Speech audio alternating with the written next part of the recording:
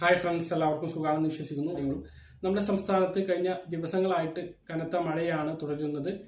വരും ദിവസങ്ങളിലും കനത്ത മഴ ഉണ്ടാകും എന്ന് തന്നെയാണ് കാലാവസ്ഥാ വകുപ്പിന്റെ മുന്നറിയിപ്പ്. കേന്ദ്ര കാലാവസ്ഥാ വകുപ്പിൽ നിന്ന് കേരളം, തമിഴ്നാട്, കർണാടകം സംസ്ഥാനങ്ങളിലേക്ക് പ്രളയ മുന്നറിയിപ്പും വന്നിട്ടുണ്ട്. ഇത് സംബന്ധിച്ചൊക്കെയുള്ള വാർത്തകളുണ്ട്. വീഡിയോ മുഴുവനായിട്ടും കാണുക. ആദ്യം കുറച്ച് റേഷൻ അറിയിപ്പുകളാണ് പറയുന്നത്.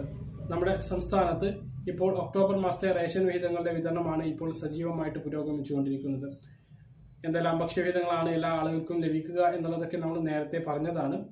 അതുകൊണ്ട് ഇപ്പോൾ എല്ലാ ഭക്ഷ്യവിഹിതങ്ങളും നിങ്ങൾക്ക് പോയിട്ട് വാങ്ങാവുന്നതാണ്. 11-ാം തീയതി മുതൽ ഇപ്പോൾ മണ്ണെണ്ണയുടെ വിതരണം കൂടി ആരംഭിച്ചിരിക്കുകയാണ്. മണ്ണെണ്ണയുടെ വിതരണം ഇങ്ങനെയാണ്. സ്വീകരിക്കാത്ത വീടുകൾക്ക് 8 ലിറ്റർ മണ്ണെണ്ണയാണ് ലഭിക്കുന്നത്. ഇതിൽ 4 ലിറ്റർ ഈ ഒരു ഒക്ടോബർ മാസവും 4 ലിറ്റർ അടുത്ത നവംബർ മാസത്തിലുമാണ് വാങ്ങേണ്ടത്. ഒക്ടോബർ, നവംബർ, ഡിസംബർ മാസങ്ങളിലേക്കുള്ള മണ്ണെണ്ണയാണ് 11-ാം തീയതി മുതൽ വിതരണം ആരംഭിച്ചിട്ടുള്ളത്. നീല, വെള്ള റേഷൻ കാർഡുള്ള ആളുകൾക്ക് 1/2 ലിറ്ററും മഞ്ഞ, പിങ്ക് റേഷൻ കാർഡുള്ള ആളുകൾക്ക് 1 ലിറ്ററുമാണ് വൈദ്യുതീകരിച്ച വീടുകളിൽ ലഭിക്കുന്നത്. ഇതിന് 47 രൂപയാണ് നൽകേണ്ടി വരിക. കൂടി വന്നതോടുകൂടി എല്ലാ വിഹിതങ്ങളും എല്ലാ ആളുകൾക്കും ലഭിക്കുകയാണ്. മറ്റൊരു പ്രധാനപ്പെട്ട അറിയിപ്പ്, നീല, വെള്ള റേഷൻ കാർഡുള്ള ആളുകൾക്കുള്ള സ്പെഷ്യൽ അരി നിർത്തി എന്നുള്ള റിപ്പോർട്ടുകളാണ് വരുന്നത്. ഇനി ഉത്സവ സമയത്ത് ഈ ഒരു അരി ലഭിക്കാനുള്ള സാധ്യതയുണ്ട്. പക്ഷെ അതിന്റെ സ്ഥിരീകരണം വന്നിട്ടില്ല. അതായത് ഇനി ക്രിസ്മസ് സമയത്ത് ചിലപ്പോൾ ഡിസംബർ മാസത്തിൽ സ്പെഷ്യൽ അരി ലഭിക്കാനുള്ള സാധ്യതയുണ്ട്.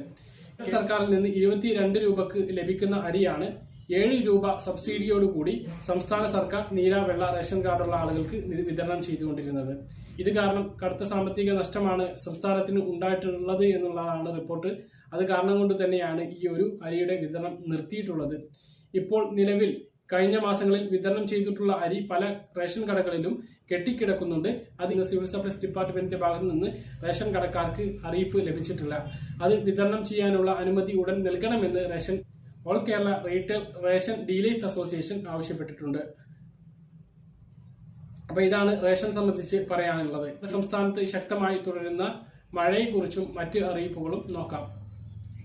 കനത്ത മഴ തുടരുന്ന സാഹചര്യത്തിൽ കേന്ദ്ര ജല കമ്മീഷൻ കേരളം, കർണാടക, തമിഴ്നാട് സംസ്ഥാനങ്ങൾക്ക് പ്രളയ മുന്നറിയിപ്പ് നൽകി. 3 സംസ്ഥാനങ്ങളിലായി 6 നദികൾ കരകവിഞ്ഞ് വെള്ളപ്പൊക്കമുണ്ടാകാൻ സാധ്യതയുണ്ട് എന്നാണ് മുന്നറിയിപ്പ്. കേരളത്തിലെ പല പ്രദേശങ്ങളിലും കഴിഞ്ഞ 24 മണിക്കൂറിൽ അതിതീവ്ര മഴയാണ് പെയ്തത് എന്നാണ് കേന്ദ്ര കാലാവസ്ഥാ വകുപ്പിന്റെ കണക്ക്. കേരളത്തിൽ ഇത്തിക്കരയാറിൽ രൂക്ഷമായ വെള്ളപ്പൊക്കത്തിന് സാധ്യതയുണ്ട് എന്നാണ് ജല കമ്മീഷന്റെ മുന്നറിയിപ്പ്. അപകട നിലക്കും മുകളിലാണ് ഇത്തിക്കരയാർ ഒഴുകുന്നത്. 2018 ഓഗസ്റ്റ് 16 രേഖപ്പെടുത്തിയതിലും മുകളിലാണ് നദിയുടെ ഒഴുക്ക്. കർണാടകയിലും തമിഴ്നാട്ടിലും ഏതാനും നദികളും കരകവിഞ്ഞു ഒഴുകുന്നുണ്ട്. ഇവിടെയും വെള്ളപ്പൊക്ക മുന്നൊരുക്കങ്ങൾ സ്വീകരിക്കണമെന്ന് റിപ്പോർട്ടിൽ പറയുന്നു. ഏതെങ്കിലും തരത്തിൽ ദുരന്തമുണ്ടായാൽ വിളിക്കേണ്ട നമ്പറുകളാണ് ഇനി പറയുന്നത്.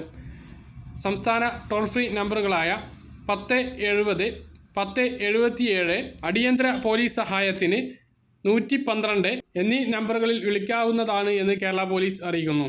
ഇടുക്കിയിൽ വ്യാഴാഴ്ച വരെ രാത്രികാല യാത്ര നിരോധിച്ചു. കനത്ത മഴയിൽ മണ്ണിടിച്ചിലിനുള്ള സാധ്യതകൾ കണക്കിലെടുത്താണ് നിരോധനം. സംസ്ഥാനത്ത് അതിശക്ത മഴയ്ക്ക് സാധ്യതയുള്ളതിനാൽ 9 ജില്ലകളിൽ ഓറഞ്ച് അലർട്ട് പ്രഖ്യാപിച്ചിട്ടുണ്ട്. കൊല്ലം, പത്തനംതിട്ട, ആലപ്പുഴ, കോട്ടയം, എറണാകുളം, ഇടുക്കി, പാലക്കാട്, മലപ്പുറം, കോഴിക്കോട് ജില്ലകളിലാണ് ഓറഞ്ച് അലർട്ട് പ്രഖ്യാപിച്ചിട്ടുള്ളത്. ചിമ്മിണി ഡാമിന്റെ ഷട്ടറുകൾ കൂടുതൽ ഉയർത്തി. ഡാമിന്റെ വൃഷ്ടിപ്രദേശങ്ങളിൽ ഇന്ന് ഉച്ചയോടെ മഴയ്ക്ക് നേരിയ ശമനമുണ്ടായെങ്കിലും ജലസംഭരണിയിലേക്കുള്ള നീരൊഴുക്ക് തുടരുകയാണ്. കനത്ത മഴയിൽ നീരൊഴുക്ക് ശക്തമായതോടെ പെരിങ്ങൽകുത്ത്, ഷോളയാർ, പറമ്പിക്കുളം ഡാമുകൾ തുറന്നു. ചാലക്കുടി പുഴയുടെ തീരത്തുള്ളവർ ജാഗ്രത പാലിക്കണമെന്ന് ജില്ലാ കളക്ടർ ഫേസ്ബുക്ക് പോസ്റ്റിലൂടെ അറിയിച്ചിട്ടുണ്ട്. പരിയാരം, മേലൂർ, കുറ്റിക്കാട് പ്രദേശങ്ങളിലും ചാലക്കുടി നഗരസഭയുടെ താഴ്ന്ന പ്രദേശങ്ങളിലും പുഴയിൽ നിന്ന് വെള്ളം കയറി തുടങ്ങിയിട്ടുണ്ട്. ഈ പ്രദേശങ്ങളിലെ പുഴയോര വാസികളെ ഒഴിപ്പിച്ചിട്ടുണ്ട്. പല സ്ഥലങ്ങളിലും ക്യാമ്പുകൾ ആരംഭിച്ചിട്ടുണ്ട്. നിലവിൽ 6 മീറ്ററാണ് പുഴയിൽ വെള്ളം ഉയർന്നിരിക്കുന്നത്. നിലവിൽ 1 മീറ്റർ കൂടി ഉയരാൻ സാധ്യതയുണ്ട് എന്നാണ് ബന്ധപ്പെട്ടവർ അറിയിച്ചിട്ടുള്ളത്. മലപ്പുറം ജില്ലയിലെ മലയോര പ്രദേശങ്ങളിലും കനത്ത മഴ തുടരുകയാണ്. വിവിധ കൃഷിസ്ഥലങ്ങളും വീടുകളിലും വെള്ളം കയറിയിട്ടുണ്ട്. മലപ്പുറം ജില്ലയിൽ കരിപ്പൂരിൽ പള്ളിക്കൽ വീട് തകർന്ന് 2 കുട്ടികൾ മരിച്ചു. വരും ദിവസങ്ങളിലും മഴ തുടരും എന്ന് തന്നെയാണ് കാലാവസ്ഥാ വകുപ്പിന്റെ മുന്നറിയിപ്പ്. സുരക്ഷിതമല്ലാത്ത സ്ഥലങ്ങളിൽ നിന്ന് മാറി താമസിക്കാൻ എല്ലാ ആളുകളും ജാഗ്രത പുലർത്തണം. സംസ്ഥാനത്ത് കോവിഡ് കണക്ക് കഴിഞ്ഞ 3 മാസത്തിന് ശേഷം ടെസ്റ്റ് പോസിറ്റിവിറ്റി നിരക്ക് 10% താഴെ എത്തി. ഇന്ന് സംസ്ഥാനത്ത് 7823 പേർക്കാണ് കോവിഡ് രോഗം സ്ഥിരീകരിച്ചത്. 12490 പേർ രോഗമുക്തി നേടി. കഴിഞ്ഞ 24 മണിക്കൂറിനിടെ 86,031 സാമ്പിളുകളാണ് പരിശോധിച്ചത്. നിലവിലെ രോഗികളും 1 ലക്ഷത്തിന് താഴെ എത്തി. നിലവിൽ സംസ്ഥാനത്ത് ചികിത്സയിൽ ഉള്ളവർ 96,646 പേരാണ്. 106 മരണം കൂടി സ്ഥിരീകരിച്ചതോടുകൂടി 26,448 മരണമായി. 9.09% ഇന്നത്തെ ടെസ്റ്റ് പോസിറ്റിവിറ്റി നിരക്ക്.